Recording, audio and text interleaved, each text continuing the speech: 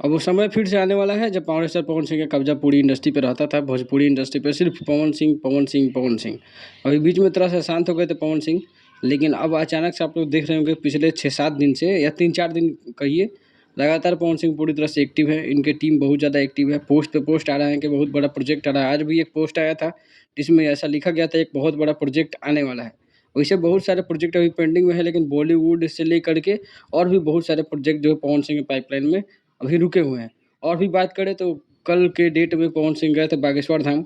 लग रहा है वहाँ से और ज़्यादा मोटिवेटेड होके आए हैं। सुबह-सुबह जिम वाला वीडियो थोड़ी देर पहले डाले हैं कि पूरा वर्कआउट कर रहे हैं, फ़िटनेस पे ध्यान दे रहे हैं और फिर से इनका जो लुक है, पूरा पहले वाला लग रहा है कि अब फिर से यंग एज में जा रहा है दोबारा से पवन सिंह। और भी बहुत सारे प्रोजेक्ट्स को लेकर काफ़ी ज़्यादा एक्टिव हो चुके हैं। अब वो समय फिर से दोबारा नहीं आएगा, ऐसा लगता है कि अब कुछ दिन तक जो पवन सिंह रेस्ट में चले जाते थे, रेस्ट मोड में, और उनकी टीम को गालियाँ पड़ती थी। लेकिन फिर से पवन सिंह पूरी तरह से एक्टिव हो चुके हैं। अब लग रहा है फिर से पवन राज देखने को मिलेगा।